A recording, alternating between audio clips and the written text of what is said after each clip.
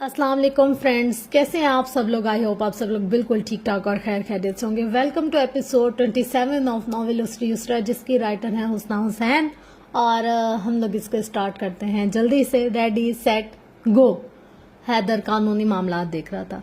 कत्ल की तहकीकात जारी थी। सबूत इतने ठोस थे कि जुनैद लाशारी को फौरन मुल्क छोड़ने का फैसला करना पड़ा, मगर इसे एयरपोर्ट पर ही गिरफ्तार कर लिया गया। तहकीक नए सिरे से शुरू हुई। अदालत में केस चला और इस अरसे में जितना प्रोपेगेंडा इसके खिलाफ हो सकता था किया गया। मुकाबला दोनों खानदानों के बीच था और मामला भी छोटा नहीं था। इसने आखिरी हद तक लड़ने का फैसला कर लिया। 8.5 माह तक वो जंग जारी रही। इसने कोई असर या दबाव नहीं लिया, किसी धमकी को खातिर में न लाया। बिलाखिर जुनैद लाशारी को उम्र कैद की सजा सुना दी गई। इस रात जब वो घर आया तो जमीला दाऊद को सीढ़ियों पर बैठे हुए पाया। इसने कभी भी इन्हें इस कदर टूटा हुआ नहीं देखा था। इनकी रंगत जर्द थी। वो बीमार रहने लगी। भाई था मेरा, वो इनके सामने बैठा तो वो रोते हुए बोली, मुझसे सब मांगता तो दे देती, कम अज कम मेरा घर तो ना उजाड़ता। इसने आंसू साफ करते इनका सर अपने कंधे से लगा लिया। मेरी शादी एक बिजनेस था, इसके लिए मुनाफे का सौदा। बहन की जिंदगी पर कारोबार हो रहा था। उनका दिल गम से फटा जा रहा था। मम्मी, लाशारी खानदान तक मेरा पैगाम पहुंचा दो। मेरे लिए वो सब मर चुके हैं, अब कोई मेरे पीछे ना आए। सुन रहे हो फारिस? वो हिज़्ज़ियानी अंदाज में चीखी थी।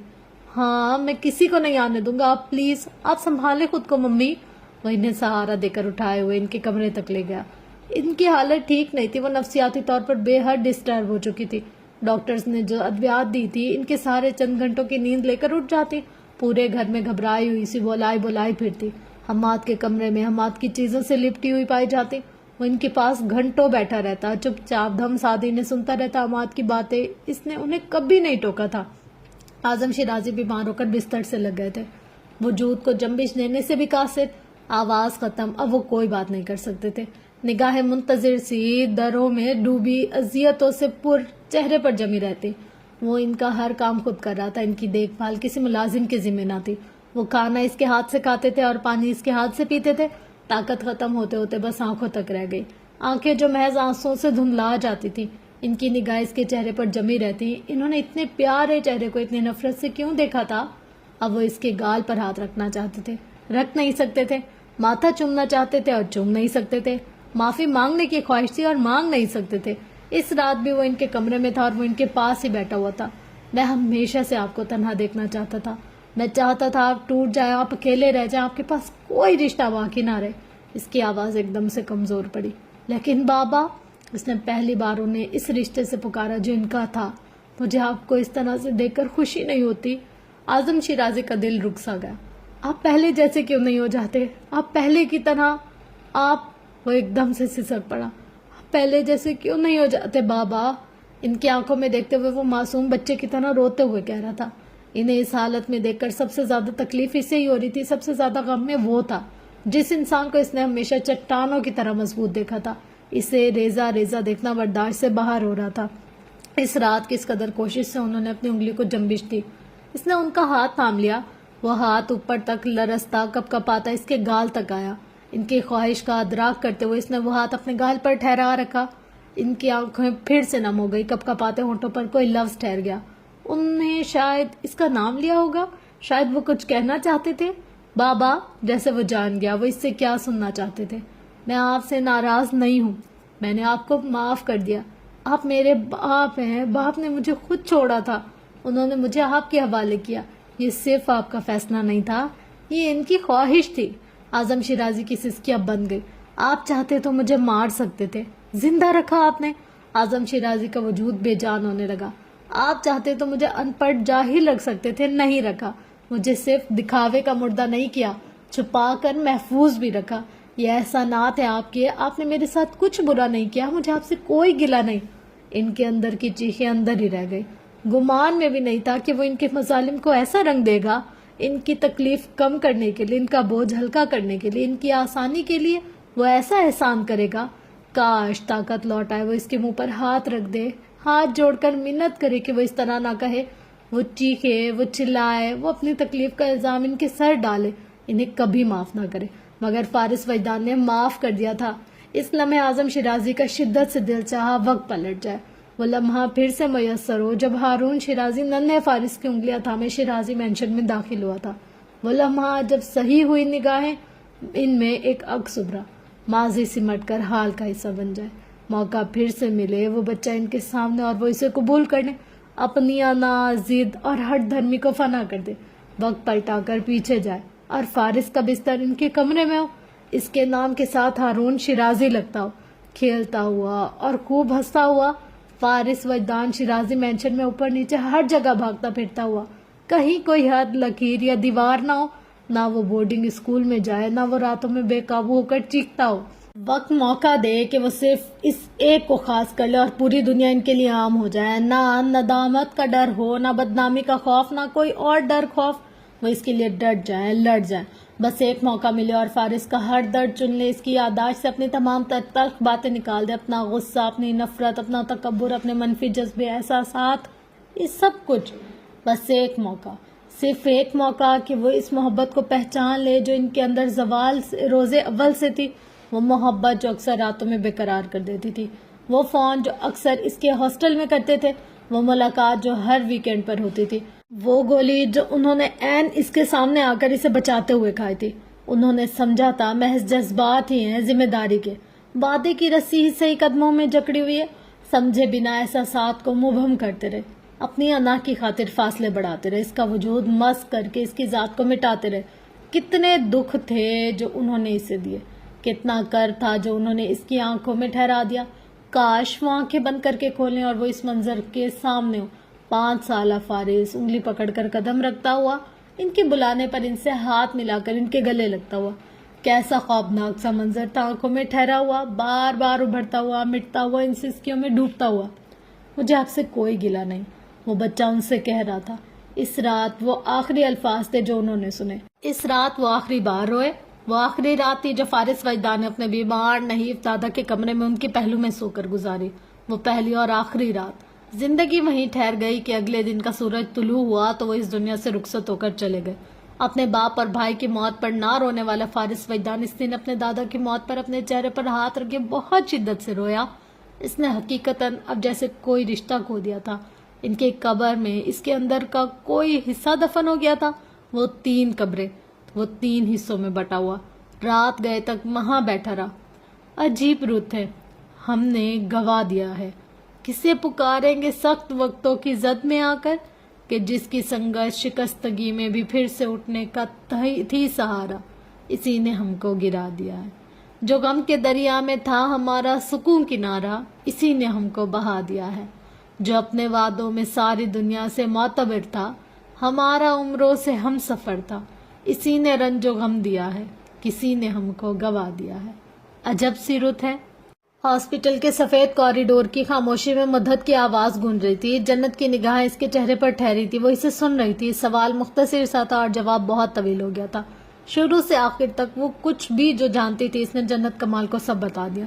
وہ اس کی عیار رہ چکی تھی، اس کے دکھ، تکلیف اور آزمائشوں سے واقف تھی، اچھی طرح سے جانتی تھی وہ ایسا کیوں تھا، اپنے باپ، دادا اور بھائی کے لیے اس کا دل اتنا خالی، اتنا ویران کیوں تھا، اپنی ماں سے بے پناہ محبت کرنے والا فارس اپنے بھتیجے سے اتنا دور کیوں تھا، اس کی نفرت کبھی بھی بلا سبب نہیں رہی تھی، اس کا غصہ کبھی بھی بلا وجہ نہیں رہا تھا، وہ اپنے ماضی سے کبھی بھی نہیں نکل سکا تھا، وہ اپنے غم اور اذیتوں کو کسی طور بھی بھلا نہیں سکا تھا، اس کا دل ٹوٹا تھا، مان، بھروسہ، اسے محبت کے نام پر توڑا گیا تھا، اسے رشتوں میں الجھا کر مارا گیا تھا، اسے اپنوں کی سختی بچپن سے جھیلنا پڑی تھی۔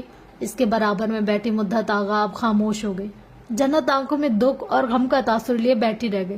اس نے شال کو کھینچ لیا، جس عورت کی وہ شکل تک نہیں دیکھنا چاہتا تھا، اس عورت کا وہ نام لیتی رہی، بات بات پر اس کا حوالہ دیتی رہی، اسے اپنے اور فارس کے بیچ لاتی رہی، اس نے سارے الزام اس کے سر ڈال دیے، اسے بے حس، ظالم اور جانے کیا کچھ سمجھ لیا۔ اسے فارس پر بھروسہ کرنا چاہیے تھا، اس نے بہت روکا تھا تو رک جانا چاہیے تھا، اس کو سمجھانا چاہیے تھا، میں نے اسے بہت دکھ دیا، بہت برا کیا ہے۔ وہ رو پڑی۔ آپ کے علم میں کچھ نہیں تھا، پھر بھی مجھے اس پر بھروسہ کرنا چاہیے تھا، اس نے مجھے روکا تھا، میں نے اس کی بات نہیں مانی، میں اس سے چھپ کر یان سے ملنے گئی، اس نے بے اختیار اپنی پیشانی پر ہاتھ رکھا، مجھے پتا ہی نہیں یہ سب اس کے لیے کتنا مشکل رہا ہوگا، میں نے کبھی سمجھا ہی نہیں کہ وہ جب وہ آنٹی کی ہر بات مان لیتا ہے تو پھر یہاں اس معاملے میں اتنی سختی کیوں برت رہا تھا، اور آنٹی وہ اسے فورس کیوں نہیں کر پاتی؟ لا علم تھی آپ کی غلطی نہیں ہے، میری غلطی ہے، سر اٹھا کر بھیگی آنکھوں سے کہا۔ میں نے اس کے سب غم ادھیڑ دیے، میری وجہ سے آنٹی اس حال کو پہنچ گئی، میری وجہ سے شاید میں واقعی منحوس ہوں، میرے وجود سے بس دکھ اور غم ہی مل سکتے ہیں۔ جنت بی بی ایسا نہیں ہے، مدحت نے نرمی سے کہا۔ ایسا ہی ہے، میں اس کا سامنا کیسے کر پاؤں گی؟ میں اس سے کوئی بات، ہمارے درمیان اب کچھ بھی ٹھیک نہیں ہو پائے گا، میں یہ سب کیسے؟ وہ سسک پڑی۔ مدحت نے نرمی سے اس کے ہاتھ پر ہاتھ رکھا۔ پلیز سنبھالے خود کو، میں صرف آنٹی کے لیے وہاں گئی تھی، میں صرف ان کے لیے ریان کو واپس لانا چاہتی تھی، میں نے ان سے وعدہ کیا تھا، میں ان کا یہ وعدہ پورا کرنا چاہتی تھی، مجھے نہیں پتا تھا ان کی خواہش کے ساتھ فارس کا غم جڑا ہے، مجھے نہیں پتا تھا۔ قصور آپ کا نہیں، قصور فارس کا، یہ کسی اور کا بھی نہیں ہے، بس حالات ہی ایسے ہو گئے، اور حالات پر تو انسان کا اختیار نہیں ہوتا، مدحت نے سمجھایا۔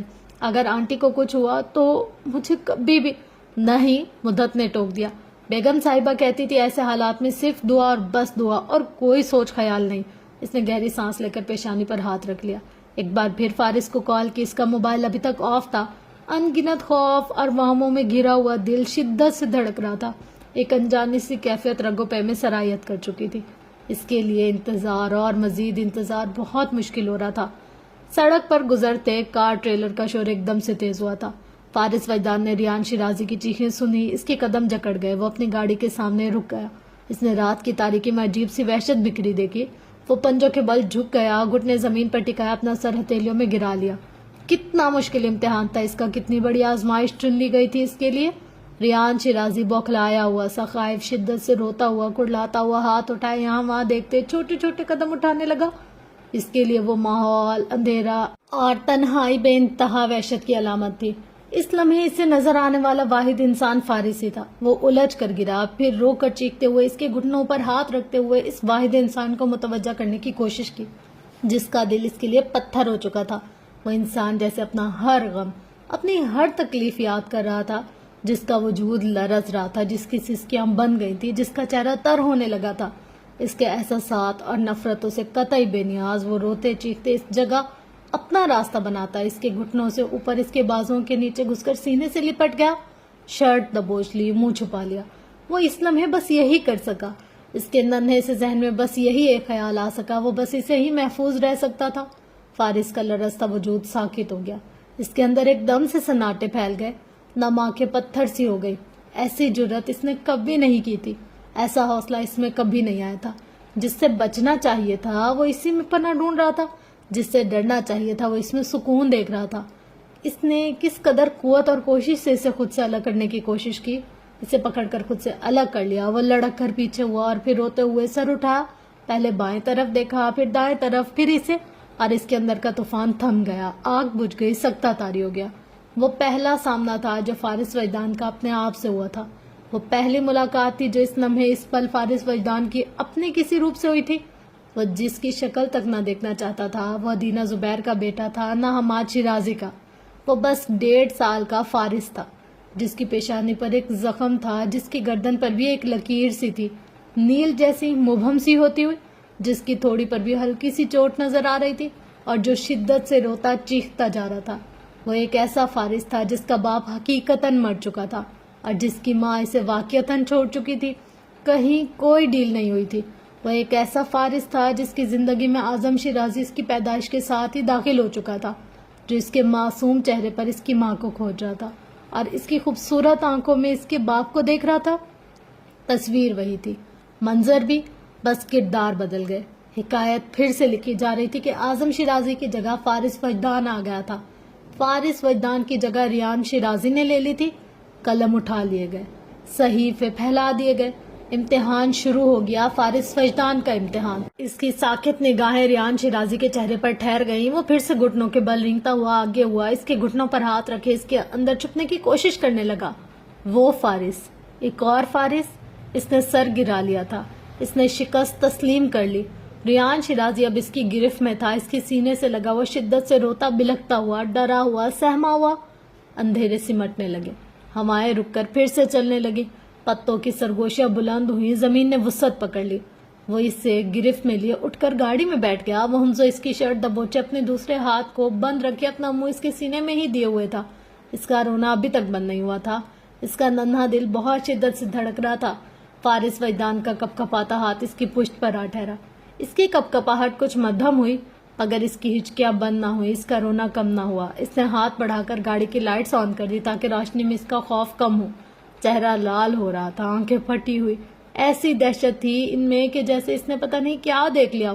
ٹیشو سے اس کی ناک منہ صاف کیا، پانی کی بوتل اس کے لبوں سے لگائے، کچھ پانی گر رہا تھا، کچھ اس کے حلق میں جا رہا تھا مگر اس کی پیاس ختم نہیں ہو رہی تھی۔ وہ اسے چپ کیسے کروائے؟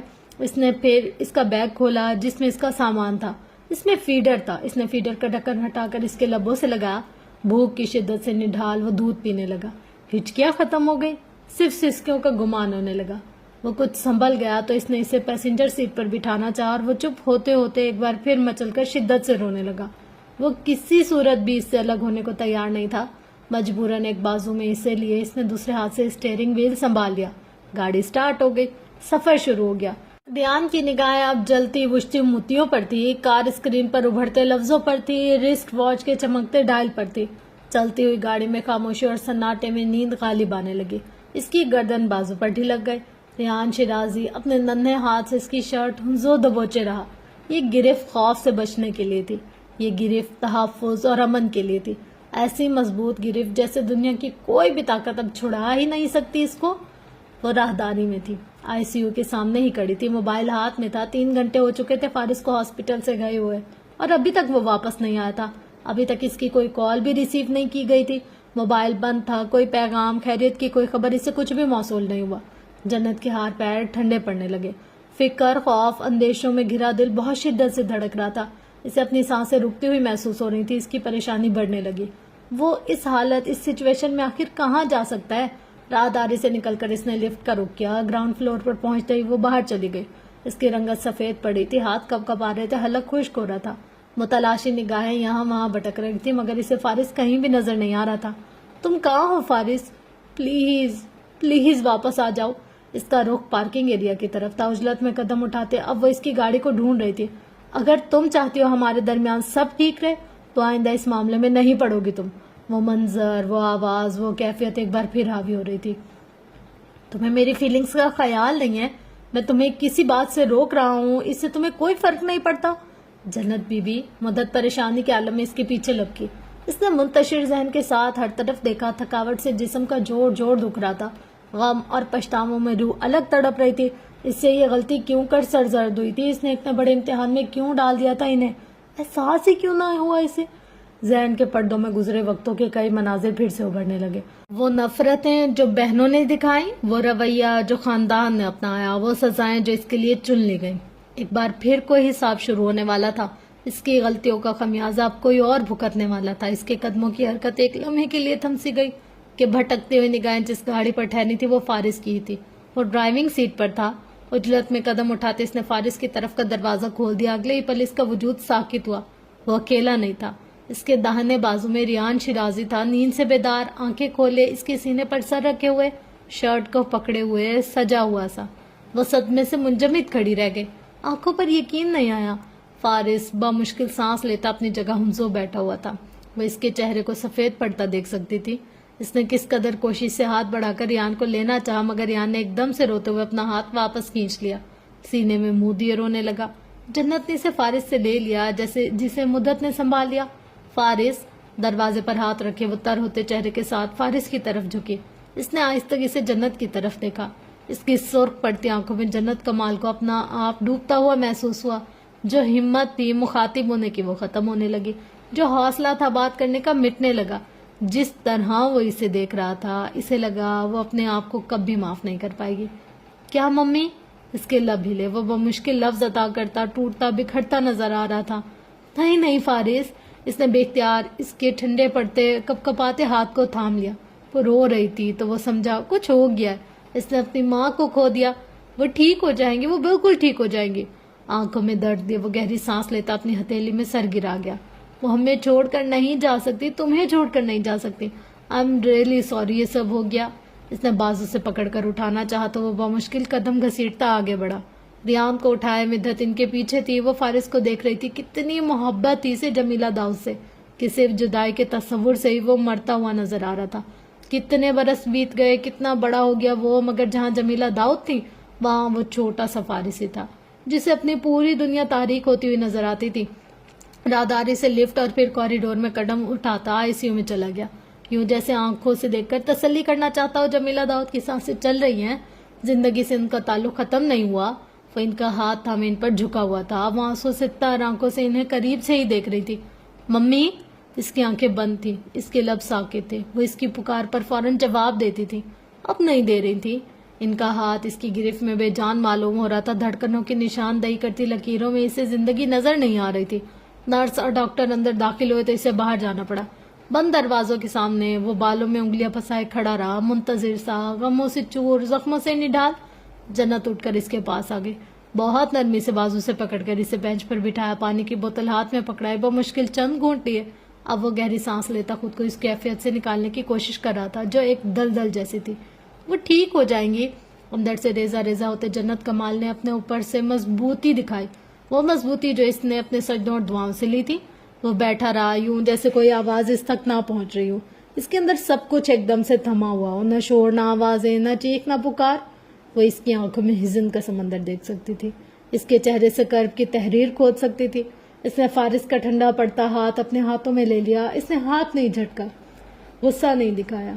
सब ठीक हो जाएगा, सब ठीक हो जाएगा, वो कह रही थी, वो दोहरा रही थी। आंटी बहुत बहादुर है, वो अपनी बीमारी से लड़ना जानती है, वो जल्द उठ जाएंगी। वो चुप रहा, सर झुका हुआ था। जन्नत की गिरफ्त इसके दाहिने हाथ पर मजबूत होने लगी। इसे रोना आ रहा था मगर वो जब्त किए हुए थे। फारिस, लरजती आवाज में पुकारा। कहीं तो कहे वो कुछ। इसने अभी तक एक लफ्ज भी अदा नहीं किया था, जैसे कुछ बोलने सुनने की सलाहियत ही खत्म हो गई हो। इनके हवास बेदार हुए थे। सफेद धुन में रोशनी का मुबम सा तस्वुर था, आवाजें थी और मध्यम सा शोर था। शिराजी मेंशन का बाग, घोड़े, तवील राहदारियों में भागते दौड़ते हमाद का तस्वुर, इसकी मुस्कुराहटें, हंसी और फिर भागकर उनसे लिपट कर वो मंजर बंद आंखों पर ठहर गया। वो इसे देख रही थी, इसे सुन रही थी। वो एक मुकम्मल फैमिली, एक मुकम्मल जिंदगी को माजी के पर्दों पर एक बार फिर उभरता हुआ देख रही थी। वो हम्माद, वो एकदम से छोटा हो गया था। वो बेबी कॉट में था, वो इसे उठा रही थी, वो रो रही थी। वो हम्माद एकदम से उनको प्यारा लगने लगा। वो दरवाजे में हारून शिराजी को खड़ा हुआ देख सकती थी। सूरज की जरकार रोशनी में वो मंजर, वो जिंदगी, वो सुकून भरे लम्हात इन्हें वहीं कहीं मुअल्लिक कर गए। वो वहीं कहीं ठहर जाना चाहती थी, अपने बेटे, अपने शौहर के साथ, अपने ही घर में, अपनी ही जिंदगी में। वह इस मुकम्मल तस्वीर का ही हिस्सा हो जाना चाहती थी। मम्मी। गिरदो नवा में वो आवाज बहुत आहिस्तगी से गूंजी थी।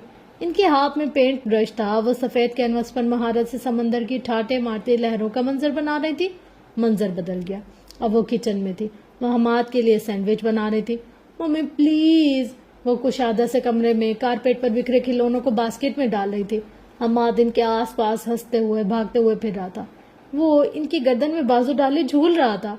हारून कॉफी का मग थामे खिड़की के पास ही खड़ा था। इसकी नरम मुस्कुराहट जिंदगी का एहसास दिला रही थी।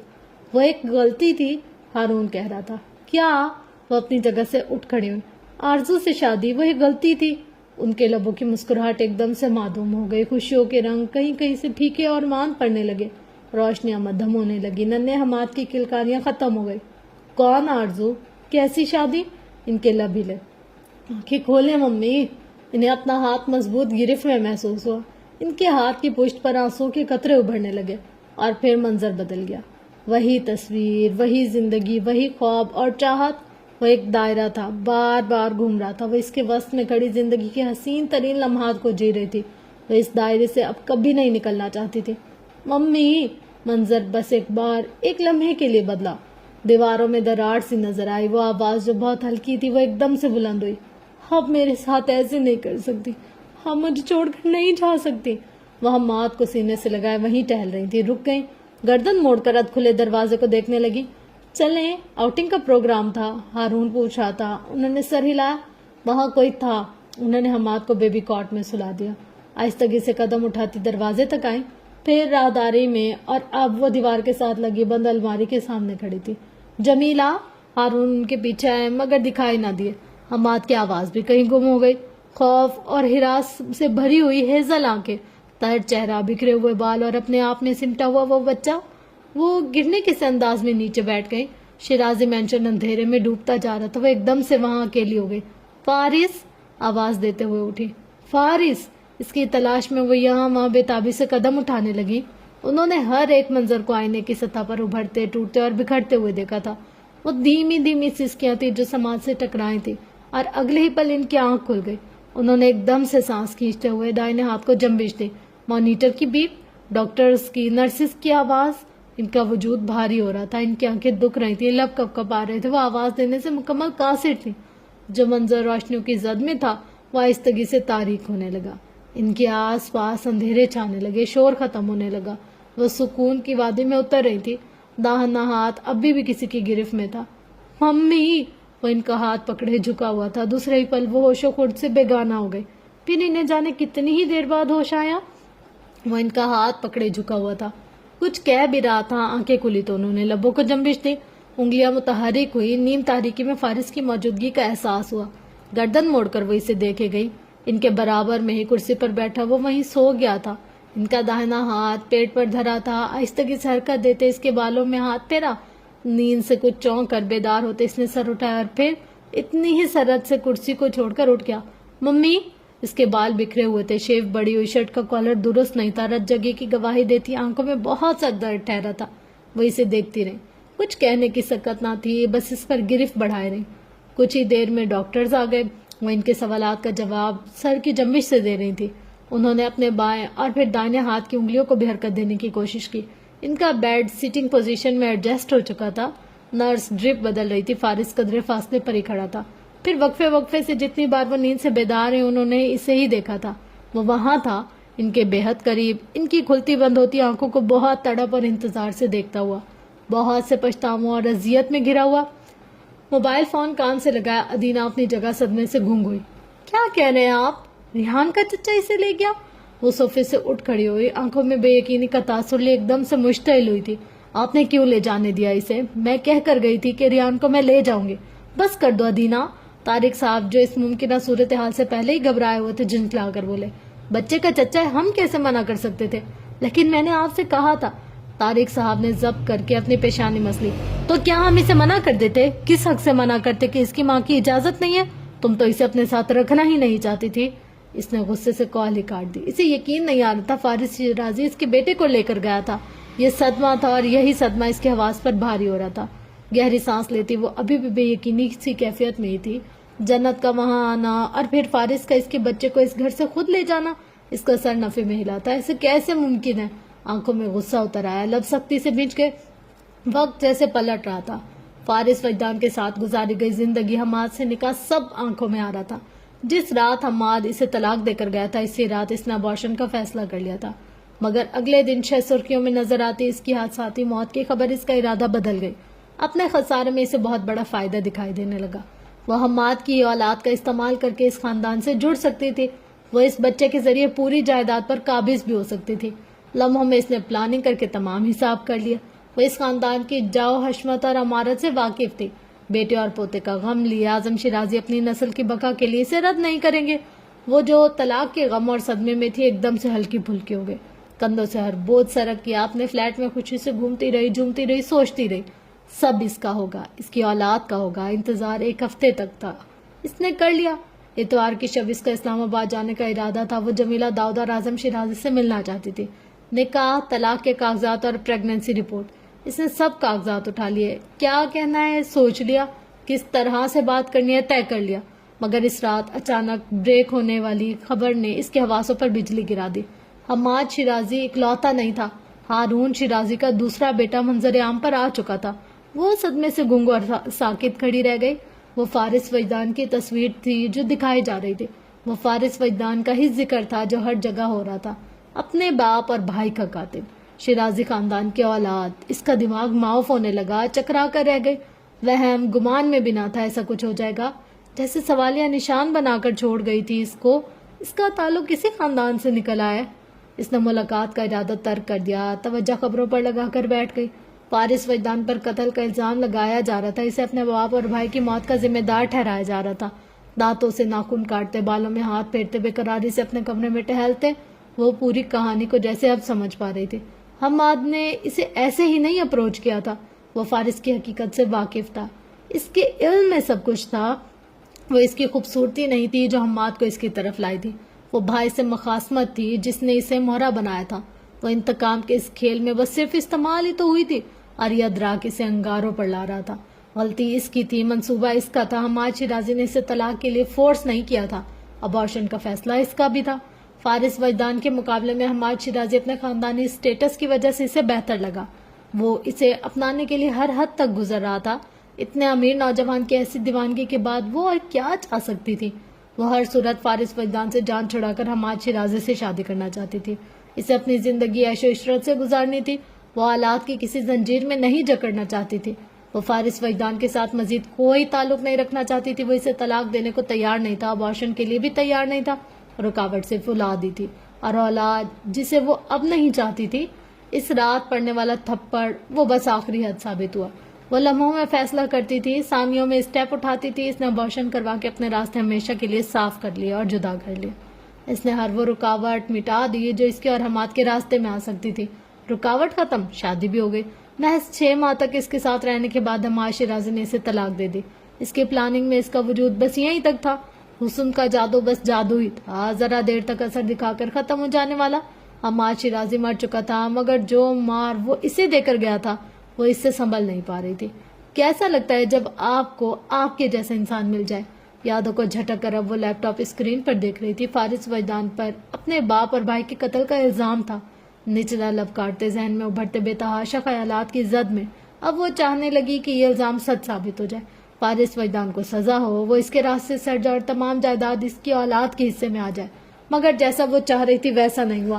पहले इसकी जात पर लगाया जाने वाला नाजायज औलाद का शुबा दूर हुआ था कि आरजू जहांगीर और हारून शिराजी का निकाह नामा पब्लिक कर दिया गया, और इसके चंद ही दिनों बाद आजम शिराजी ने अपनी तमाम जायदाद फारिस वजदान के नाम कर दी थी। इसने शिद्दत गुस्से में लैपटॉप फर्श पर दे मारा। वो पागल हो रही थी। वो सोच रखा था जो वो तो हुआ ही नहीं, और अब नामुमकिन नजर आ रहा था। जहन में तरह तरह के ख्यालात भी आ रहे थे, गुस्सा भी आ रहा था। इसे अपने अंदर गुस्से और आग की वजह पहले समझ में नहीं आई थी, अब आ रही थी। वो फारिस वजदान को छोड़ने पर बेतरह से पछता रही थी।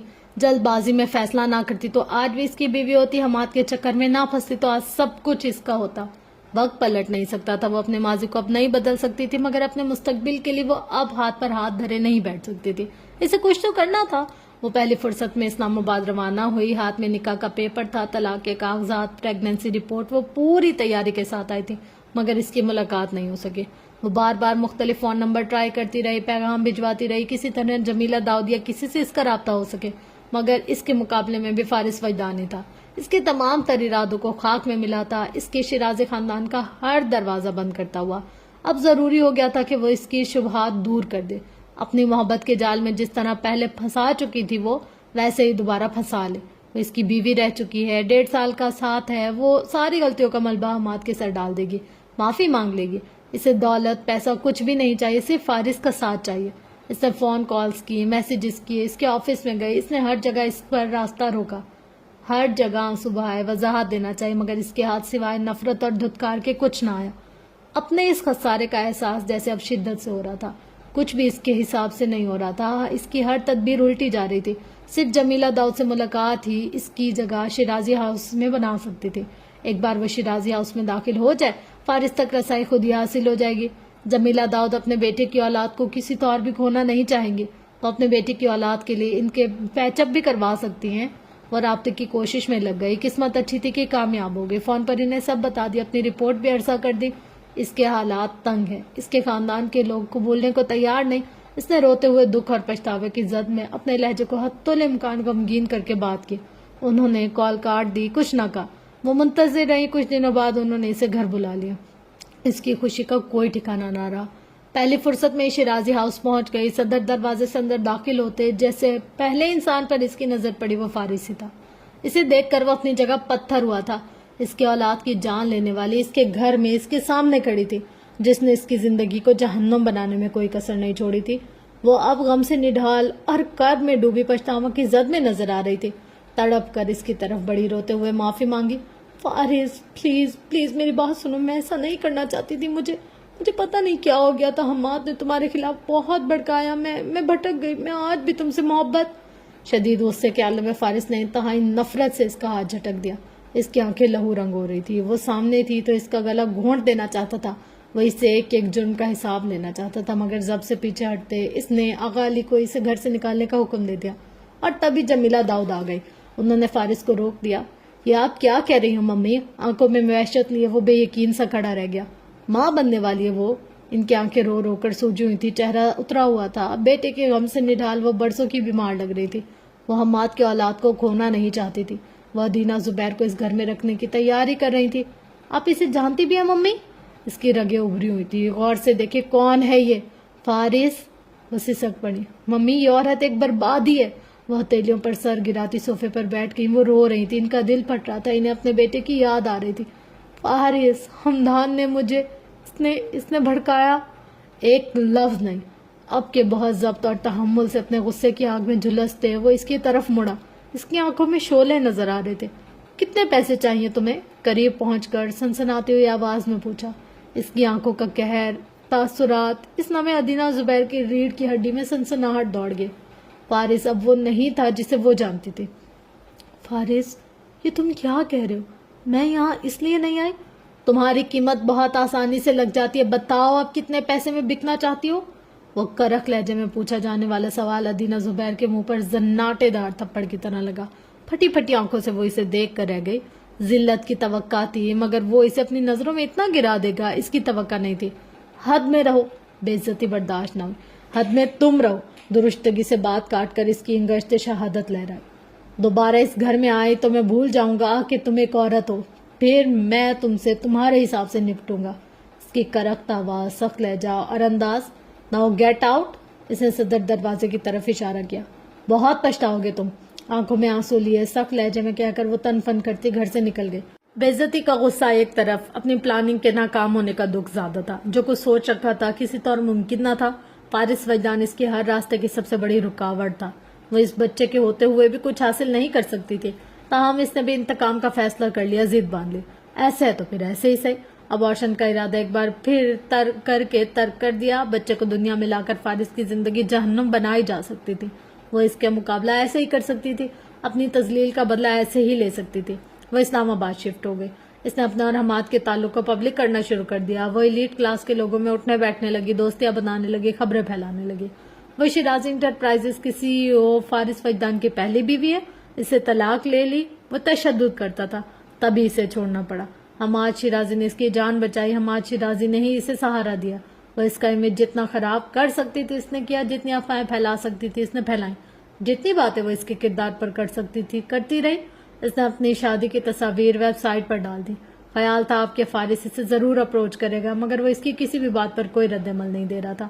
डिलीवरी के बाद वो बच्चा लेकर इसके ऑफिस गई। वहां मुलाकात ना हुई तो वो घर पर गई। घर में कोई ना था। जमीला दाऊद को फालिज का अटैक हुआ था। वो हॉस्पिटल में थी। इसने 1 माह के इंतजार के बाद बयान की तस्वीर जमीला दाऊद को भिजवा दी। वो बुरे हालात में वो बच्चे के साथ शिराजी हाउस आना चाहती है। एक और बार, एक और कोशिश। कमजोर हदफ जमीला दाऊदी थी। वो इनके एहसासात का फायदा उठाना चाहती थी, मगर दूसरी तरफ भी फारिस वजदानी था, मजबूत चट्टान की तरह इस्ताद, जमीला दाऊद को इसकी पहुंच से दूर रखे हुए। गुमान था अपने पोते की तस्वीर देखने के बाद वो जरूर इससे राब्ता करेंगे, मगर इनकी तरफ से खामोशी थी। गालबन वो फारिस वजदान के आगे बेबस हो गई थी। इस रात वो घर पहुंची तो इसने हैदर को अपने फ्लैट के दरवाजे पर खड़े हुए पाया। इसके हाथों में एक बैग था पैसों से भरा हुआ। इतनी खतीर रकम देकर वो चंद लम्हों के लिए सख्ते में आ गई। ये काफी है या कुछ और भी चाहिए? वो खुरदुरे लहजे में पूछ रहा था। वो आंखों में सर्द मोहरी का तासुर लिए हैदर को देख रही थी। वो जैसे फारिस वजदान की अगली चाल को समझने की कोशिश कर रही थी। तुम्हारा साहब क्या चाहता है? मैं लोगों को इसकी असलियत न बताऊं? सिर्फ एक ही मुतालबा है, आज के बाद आप जमीला मैम से राब्ते की कोशिश नहीं करेंगी। वो लब भींच कर इसे देखते रह गई। और हमाद का बेटा? फारिस साहब इससे कोई ताल्लुक नहीं रखेंगे। वो आंखों में सख्ती लिए चंद लम्हों तक इसे देखती रही। रकम बहुत ज्यादा थी, इनकार नहीं करना चाहती थी। सौदा मंजूर कर लिया। जमीला दाऊद से राब्ता करने में वैसे भी कोई फायदा नहीं था। अब सब मामलात फारिस वजदान के हाथ में थे। इसने पैसे रख लिए। अपने 2 माह के बच्चे को अपनी माँ के पास छोड़कर लंदन चली गई और भूल गई कि एक बेटा भी है। वक्फे वक्फे से इसकी माँ की कॉल आ जाती। वो बच्चे की वजह से बहुत परेशान थी। میں ریان کی دادی سے رابطہ کرنا چاہتی ہوں. اس کا کوئی فائدہ نہیں ہے. ریان کا چچا آپ کی بات نہیں ہونے دے گا. وہ ڈریسنگ ٹیبل کے سامنے کھڑی اپنے بال بنا رہی تھی. تمہارے بھائی بہت پریشان کرے ادینا. تم ریان کو اپنے پاس کیوں نہیں بلا لیتی؟ میں یہاں مصروف ہوں، جاب کر رہی ہوں، بچہ نہیں سنبھال سکتی. وہ بار بار کال کرتی اور ان کا ایک ہی مطالبہ ہوتا، میں ریان کو اس کے ددیال بھیجنا چاہتی ہوں. انہوں نے فیصلہ کر لیا. بھیجنا چاہتی ہے تو بھیج دیں، لیکن یاد رکھے وہ اسے مار دے گا. اس نے اس قدر سخت جملہ کہا کہ وہ اپنی جگہ دہل گئی. یہ کیا کہہ رہی ہو تم؟ اس نے اپنے بھائی کی جان لے لی ہے، بچے کو کیوں کر بخشے گا؟ کئی دنوں تک اس کی ماں عجیب ششوپن میں مبتلا رہی. گھر کے حالات کچھ تنگ تھے، بچہ بیمار تھا، مجبوراً خرچے کے لیے رابطے کی کوشش کی. اپنا پیغام ایک ملازم کے ذریعے اس تک پہنچایا. جمعے کی شب دروازے پر دستک ہوئی. باہر سیاہ گاڑی کھڑی تھی. کوئی شخص انہیں پیسے دینے آیا تھا. ماہانہ خرچہ ریان شیرازی کے لیے اس کے چچا کی طرف سے تھا. ان کی آنکھوں میں خوشی کے آنسو آ گئے. فوری شکریہ ادا کیا. پیسہ کو آنا ہی تھا کہ وہ گھر جو اپنی ماں پر اس لیے تنگ پڑ رہا تھا کہ وہ ادینا کے بچے کو سنبھالے ہوئے تھی، ایک دم سے کشادہ ہو گیا. بہوؤں کا رویہ اچھا ہو گیا، بیٹے مؤدب ہو گئے. اب اس ننھے سے وجود کے لیے کسی کا دل تنگ نہ تھا. انہوں نے فون پر ادینا سے دوبارہ کوئی شکایت نہ کی. ماں کے انتقال پر وہ پاکستان آئی اور ریان سے ملے بغیر چلی گئی. اس کے بھائیوں نے بھی بچے کے حوالے سے کوئی دباؤ نہ ڈالا کہ یہ خرچہ تو باقاعدگی سے مل رہا تھا، جیسے گھر والے اب اپنی شہ خرچیوں پر اڑانے والے تھے. گاڑی خرید لی، فرنیچر بدل لیا، ٹائلز لگوا لی، کاروبار شروع کر دیا. بھائیوں کے حالات بدل گئے، مگر اس نے پلٹ کر ریان کی کوئی خبر نہ لی. اسے اب اپنے بچے سے کوئی سروکار ہی نہ تھا.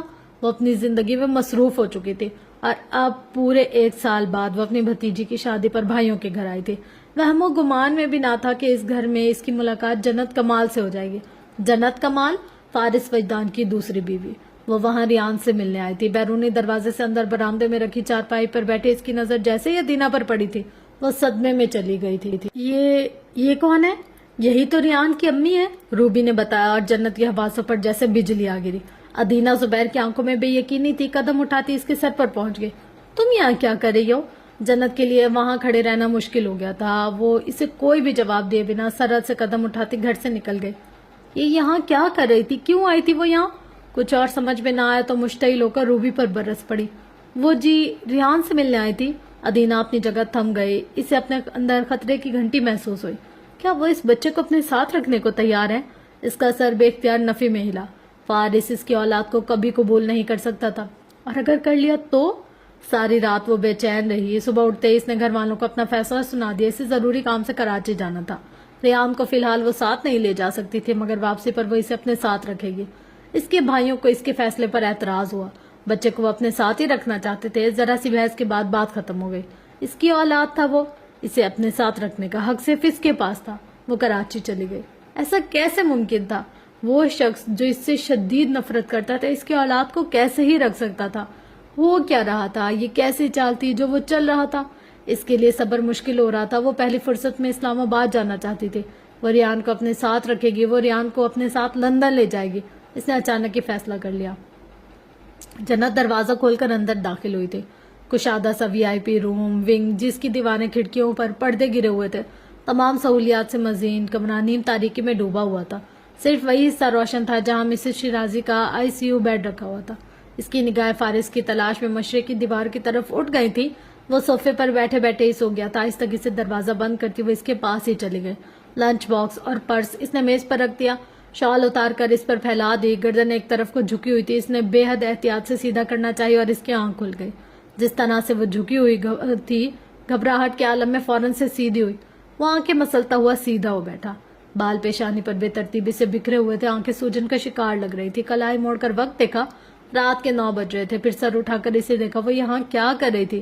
7 بجے وہ اسے ریان کے ساتھ گھر بھجوا چکا تھا. کچھ کھا لو. وہ بیگ کھول رہی تھی. کور پیپر ہٹا کر برگر اس کے دائیں ہاتھ میں تھمایا. فرینچ فرائز باکس میں کھول کر پیش کیے. کچھ دیر تک وہ بیٹھا رہا. پھر اس نے آہستگی سے بائٹ لیا تو اس کے بیگ سے کین کی بوتل نکال لی. ڈھکن کھول کر میز پر رکھ دیا. وہ اس کی آنکھوں میں تھکان اور فکر دیکھ سکتا تھا. شرمندگی، پچھتاوا، دکھ. اس کے چہرے پر ہر چیز تحریری طور پر نظر آ رہی تھی. وہ سامنے بیٹھی تھی تو اس طرح ابھی بھی نمایاں ہو رہا تھا. اس نے نظریں ہٹا لی. وہ مسز شیرازی کے پاس کچھ دیر تک بیٹھی رہی اور پھر اس کے پاس آ گئی. نیچے کینٹین سے کافی لے آؤں؟ وہ ابھی اس سے پوچھ رہی تھی. اسے سر درد کی گولی تو نہیں چاہیے؟ کسی چیز کی ضرورت تو نہیں؟ وہ نفی میں سر ہلاتا کھڑکیوں کے پاس جا کھڑا ہوا.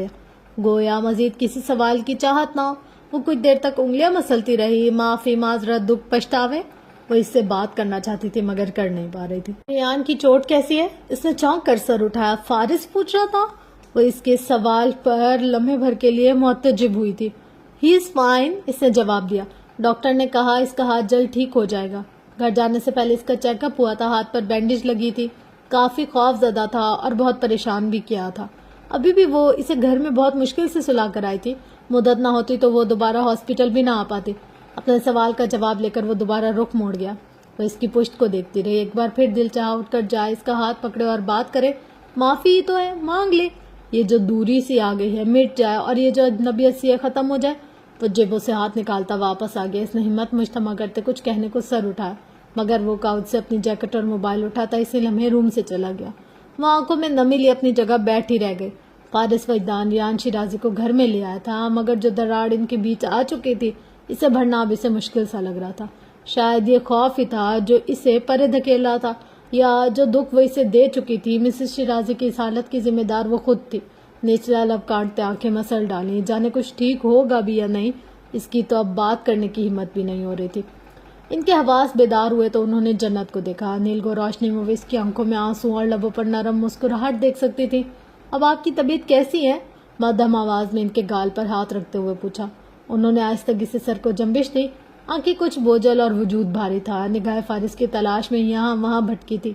जन्नत ने पर्दे खींचकर हटा दिए। इनका बेड सिटिंग पोजीशन में एडजस्ट किया।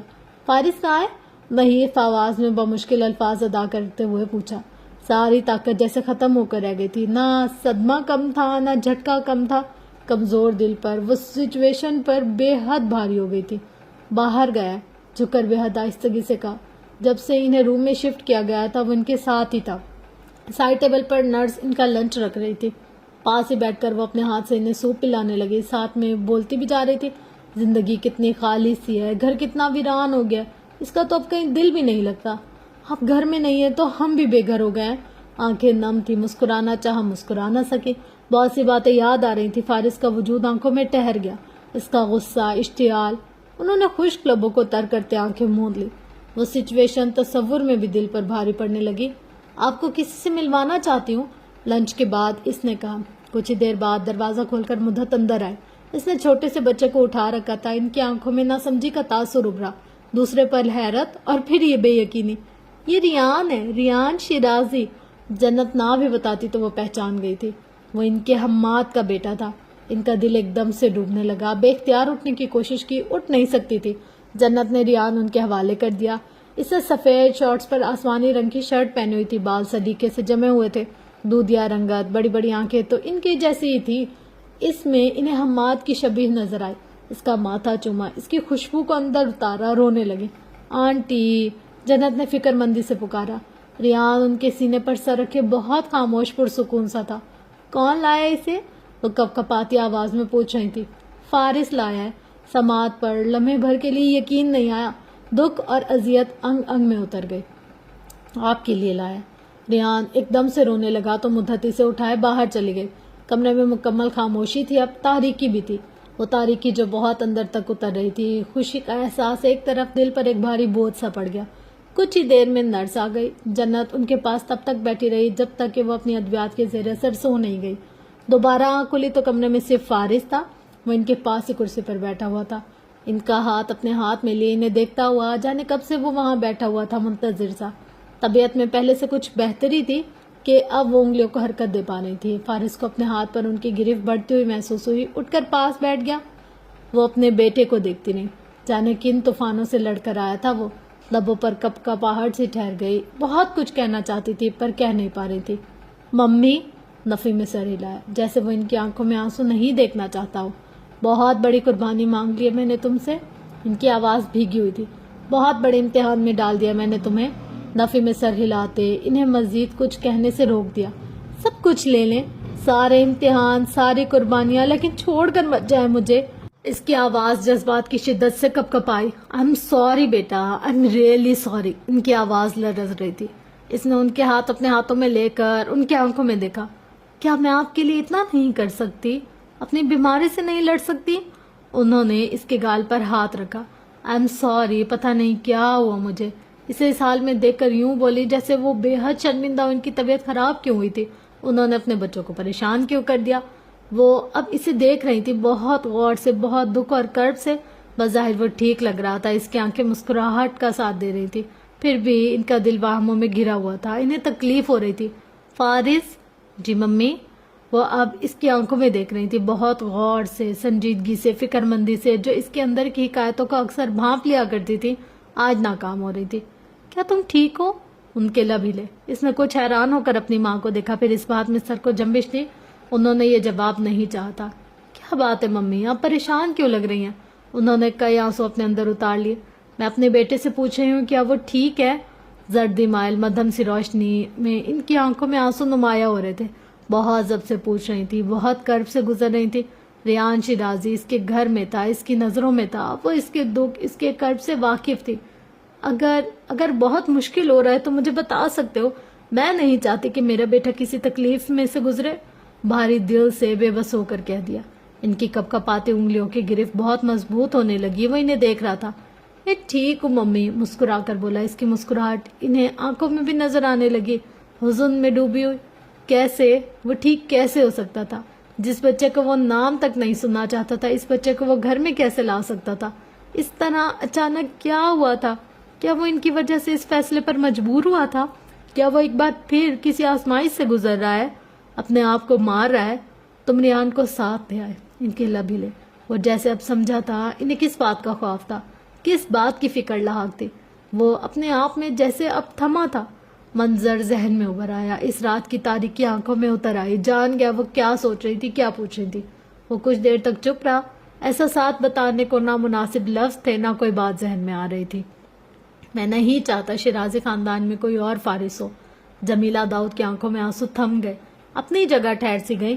توقع نہیں تھی ایسا جواب ملے گا، اور جو وضاحت ہوئی تھی وہ اتنی مختصر ہو کر بھی دل پر ثقیل ہو جائے گی۔ اس کا ماضی اب ان کے سامنے آ رہا تھا۔ آپ چاہتی تھی میں اسے خود لے آؤں، میں اسے لے آیا۔ پلکوں کی باڑ پھلانگتے آنسو ان کے گالوں پر پھسل گئے، لبوں کو جنبش ہوئی۔ وہ کچھ کہہ نہ سکی۔ وہ آپ کا ہے، آپ کے پاس ہی رہے گا۔ مجھے معاف کر دے کہ میں آپ دونوں کے درمیان آ گیا۔ ان کا دل ایک دم سے بھاری ہوا۔ نہیں، تم درمیان میں نہیں آئے۔ نفی میں دوبارہ سر ہلایا۔ میں نے تمہیں چنا تھا، میں نے تمہارے ساتھ رہنے کا فیصلہ کیا تھا۔ میں تم دونوں کو ساتھ دیکھنا چاہتی تھی، نہ چاہتے ہوئے بھی وہ رو پڑی۔ میں مرنے سے پہلے تمہیں اور ریان کو ساتھ دیکھنا چاہتی تھی۔ ممی پلیز ایسے تو مت کہے، تڑپ کر ہی نے روکا۔ آپ مجھ سے موت کی بات نہیں کریں گی، واضح کر دیا۔ مگر وہ بہت حساس ہو رہی تھی۔ ممی آپ پھر سے رو رہی ہیں؟ وہ فکر مند ہوا۔ ڈاکٹر نے آپ کو اسٹریس لینے سے منع کیا۔ انہوں نے آنسو صاف کرتے ہوئے خود کو سنبھالا، گہری سانس لی، فارس کی آنکھوں میں دیکھا۔ الحمدللہ، کتنی بڑی خوشی ملی تھی انہیں۔ جو کچھ بھی سوچا نہ تھا وہ ہو گیا تھا۔ آپ بس ٹھیک ہو جائے، ان کی آنکھوں میں دیکھتے تاکید کی۔ میں بالکل ٹھیک ہوں، مجھے تم بس ابھی گھر لے چلو۔ اور وہ دھیرے سے ہنس دیا۔ یہ کام تو ڈاکٹر کی اجازت سے ہی ہو سکتا ہے۔ وہ نم آنکھوں کے ساتھ مسکرا رہی تھی۔ اگلے دن جنت آئی تو ریان بھی ساتھ ہی تھا۔ وہ پہلے سے قدرے بہتر تھی۔ ریان کو گود میں لیے اس کا منہ چومتی رہی، باتیں کرتی رہی، اس کے ساتھ بیڈ پر بیٹھی رہی۔ تھوڑی پر نشان بھی تھے اور ہاتھ پر بینڈیج بھی نظر آ رہی تھی۔ پیشانی پر بھی کچھ نشانات تھے۔ اس عمر کے بچے کو ایسی چوٹیں تو نہیں لگتی۔ اس کا ننھا سا ہاتھ پکڑ کر رونے لگی۔ دادی تھی، دل جان گیا تھا اس کا ننھیال میں کتنا خیال رکھا ہی نہیں جاتا تھا۔ جنت نے انہیں تسلی دی تھی کہ اب وہ گھر آ گیا۔ ان سے بات کرتے ہوئے اس نے گردن موڑ کر کمرے میں نگاہ دوڑائی۔ فارس کا موبائل والیٹ وہیں رکھا تھا، مگر وہ خود وہاں نہیں تھا۔ وہ جب بھی ہاسپٹل آتی وہ کہیں نہ کہیں چلا جاتا۔ مسز شیرازی سے باتیں کرتے ان کے پاس ہی بیٹھی رہی۔ جانے کتنی دیر لگی تھی تو وہ راہداری میں بیٹھا ہوا نظر آیا، کھڑکی کے پاس ہی، سینے پر بازو باندھے، بالکل خاموش سا۔ وہ آنکھوں میں حزن کی نمی لیے کھڑی رہ گئی، پھر آنسو صاف کرتی ریان کا ہاتھ تھامے جانے کے لیے مڑ گئی۔ جمیلہ داؤد ہاسپٹل سے ڈسچارج ہو کر گھر آ گئی تھی۔ جو دوست احباب ہاسپٹل میں نہیں آئے تھے وہ انہیں گھر پر ملنے آ رہے تھے۔ پھولوں کا ڈھیر تھا جو ان کے گھر میں لگ چکا تھا۔ مہمانوں کی خاطر مدارت میں وہ دن بھر مصروف رہی۔ سب سے آخر میں مسز عثمان گئی۔ ان کے جانے کے بعد مسز شیرازی اپنا پرہیزی کھانا کھانے کے بعد سو گئی تو وہ باہر آ گئی۔ اس نے فارس کو کچن کی طرف جاتے دیکھا تو اس کے پیچھے وہیں آ گئی۔ میں کھانا لگا دیتی ہوں، میں خود کر لوں گا، سنجیدگی سے کہہ کر اس نے کیبنٹ کھول کر برتن نکالے، مائکرو ویو میں پلاؤ گرم کیا، پلیٹ اٹھائے، عین سامنے شیشے کی دیوار کے پاس رکھے صوفے پر جا بیٹھا۔ وہاں سے سوئمنگ پول اور رگبی لان کا وسیع و عریض منظر نظر آتا تھا۔ وہ لب کاٹ کر رہ گئی۔ چائے پیو گے؟ کافی تردد کے بعد وہ کچھ ہمت مجتمع کرتے ہوئے اس کے پاس دوبارہ آئے۔ اس نے سر اٹھا کر اسے دیکھا۔ پیشانی پر بال بے ترتیبی سے لیے ہوئے تھے۔ قدرتی نم آنکھوں میں سرخ ڈوریاں نظر آ رہی تھی۔ خود بنا لوں گا۔ رخ موڑ کر کھانا کھانے لگا۔ جنت نچلا لب کاٹ کر رہ گئی۔ کھانا کھانے کے بعد وہ چائے بنا کر اپنی اسٹڈی میں بند ہو گیا۔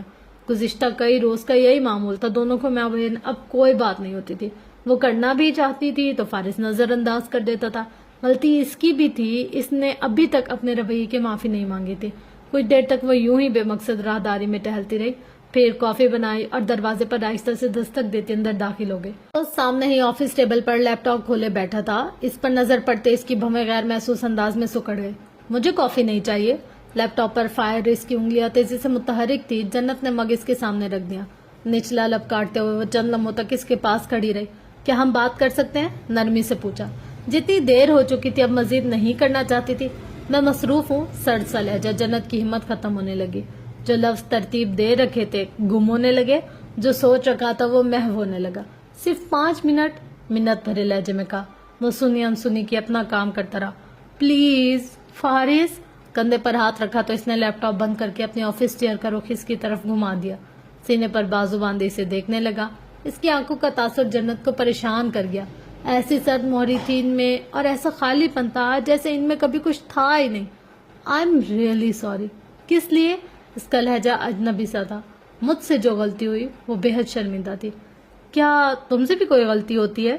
اس کا سرد لہجے میں پوچھا جانے والا سوال اس کے اعصاب پر بھاری پڑا۔ وہ لب کاٹ کر رہ گئی۔ میں مانتی ہوں میں نے تمہیں ہرٹ کیا، میں تمہاری اجازت کے بغیر، میری اجازت کے بغیر تم میرے بھتیجے کو میرے ہی ظلم سے بچانے گئی تھی۔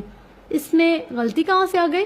جنت کمال لاجواب ہو کر رہ گئی۔ فارس وجدان نے اس کے لیے ہر حجت دلیل کا جواز ہی ختم کر دیا تھا۔ اس نے پلکیں جھپکا کر آنکھوں میں نمی کو دبایا۔ فارس، مجھے تمہارے وہاں جانے سے اب کوئی مسئلہ نہیں ہے۔ پہلے تھا بھی تو اب نہیں ہے۔ یو میں لیو ناؤ۔ اس نے لیپ ٹاپ دوبارہ کھول لیا۔ جنت نے آنسو ضبط کیے۔ میں مانتی ہوں مجھے تم پر بھروسہ کرنا چاہیے تھا۔ اس کی آواز کمزور ہو رہی تھی۔ میں تمہارے بھروسے کے لائق نہیں ہوں۔ جنت کو اپنا دل مٹھی میں جکڑتا ہوا محسوس ہوا۔ ایسے نہیں کرو پلیز، میں اپنی غلطی تسلیم کری ہوں، مضطرب ہو کر کہا۔ جب غلطی تھی ہی نہیں تو تسلیم کیا کر رہی ہو؟ جنت کمال کچھ کہہ ہی نہ سکی۔ میں صرف آنٹی کے لیے وہاں گئی تھی۔ لب ہلے، ہمت ختم ہو گئی تھی۔ ہاں تو ٹھیک ہے، کیا میں اب کوئی شکوہ یا اعتراض اٹھا رہا ہوں؟ وہ نم آنکھوں میں نمی لیے اسے دیکھ کر رہ گیا۔ اب تم جا سکتی ہو۔ وہ اپنا کام کرنے لگا۔ وہ کچھ دیر تک کھڑی رہ گئی، پھر آہستگی سے قدم اٹھاتی اسٹڈی روم سے نکل گئی۔ سارا دن مسز شیرازی سے ان کی دوستیں ملنے آتی رہی۔ ان کا موبائل اس کے پاس تھا، کالز وہ اٹینڈ کر رہی تھی، ان کی صحت یابی کے تمام پیغامات بھی وہی لکھ رہی تھی، اور فارس کی موجودگی میں اپنے آپ کو یہاں وہاں گم کر لینے کی جستجو بھی جاری تھی۔ رات جو بات ہوئی تھی اس کے بعد سے اس کا سامنا نہیں کر پا رہی تھی۔ سختی، سرد موری اور بیگانگی کا تاثر اس کی آنکھوں میں آنسو لا رہا تھا۔ کتنی ہمت کر کے وہ اس کے پاس گئی تھی اور اس نے 2 منٹوں میں سب کچھ فنا کر دیا تھا۔ ایسی بات کہہ دی جسے رد کرنے کو کچھ باقی ہی نہ رہا ہو۔ اب وہ کیسے یقین دلائے کہ وہ اس کے لیے غیر اہم نہیں ہے؟ اس نے سوچا اور دماغ نے ایک لمبی سی چارٹ شیٹ دکھائی۔ وہ تو اہم ہوتا تو اس کی بات کو اہمیت دیتی، اس کی ناراضگی سے ڈرتی، اس کا لحاظ کرتی، جھوٹ نہ بولتی، پلاننگ کر کے نہ جاتی۔ سارا دن وہ دکھی اور پریشان سی رہی۔ شام میں مسز شیرازی کے کمرے میں تھی جب وہ دستک دے کر اندر داخل ہوا۔ اس کی دھڑکنیں تیز ہو گئی۔ موبائل سامنے کرتی اپنی نظریں جھکا لی۔ ریان اس کی گود میں سر رکھے اپنا فیڈر پی رہا تھا۔ اس کا بایاں ہاتھ اس کے بالوں میں چل رہا تھا، دوسرے ہاتھ سے ٹائپنگ ہو رہی تھی۔ گاہے بگاہے وہ فارس کو بھی دیکھ لیتی۔ وہ بیڈ پر ان کے پاس بیٹھا باتیں کر رہا تھا، چہرے پر نرمی تھی، مسکراہٹ بھی۔ اسی دوران اس کے موبائل پر آئمہ کا میسج آ گیا۔ میں نے فارس بھائی کو سوری کا اتنا بڑا میسج لکھ کر بھیجا ہے اور انہوں نے مجھے بلاک کر دیا۔ ساتھ ہی روتے دھوتے ہی مجھے موصول ہوئے۔ مجھے ڈر لگ رہا ہے جنت، بھائی کو پتہ چل گیا ہے تو وہ مجھے بہت ڈانٹیں گے۔ اس نے چپکے سے اس کا واٹس ایپ کانٹیکٹ نمبر کھولا، یہ جاننے کے لیے کہ کہیں وہ بلاک تو نہیں ہو گئی۔ اس نے بھی تو کل رات ہی بات کی تھی اس سے۔ سچ شکر کہ وہ بلاک نہیں ہوئی تھی، ڈی پی نظر آ رہی تھی۔ دل کو سکون سا ملا۔ بلاک ہو کر زیادہ دکھ ہونا تھا اسے۔ فارس بھائی کے ساتھ صلح ہو گئی؟ اس نے اگلا سوال کیا۔ ان کے معاملات ٹھیک ہو گئے تو تلوار اس کے سر پر سے بھی ہٹ جائے گی۔ ابھی تک تو نہیں، اس نے کچھ مایوسی سے جواب لکھا۔ تو انہیں مناؤ۔ کیسے مناؤں؟ وہ اب کوئی بات نہیں کرتا۔ तुम इनके लिए कोई गिफ्ट लो या फिर डिनर अरेंज कर लो। इसने बड़ी फिक्रमंदी से इसे मशवरा दिया। अगले हफ्ते वो अपने भाई के पास दुबई जा रही थी और चाहती थी कि इससे पहले ये मामला ठीक हो जाए। भाई को फिलहाल तो कुछ पता नहीं था, मगर फारिस पर क्या भरोसा इसके वहां पहुंचते फोन खड़का दे। गिफ्ट? जन्नत की आंखें चमकी। ये तो मेरे जहन में ही नहीं आया, मुझे क्या लेना चाहिए? अभी ये भी मैं बताऊं? आइमा का सदमे में भरा जवाब आया। घड़ी, परफ्यूम या फिर कफलिंग्स? वो सोच में पड़ गई। डिसाइड करके जल्दी से इन्हें राजी करो, आइमा कह रही थी। तुम तो जैसे अपने फारिस भाई को जानती ही नहीं हो। जन्नत चिढ़ गई। मैं नहीं जानती, तुम तो जानती थी ना, फिर भी नाराज कर दिया उन्हें। जन्नत के लब भींच गए।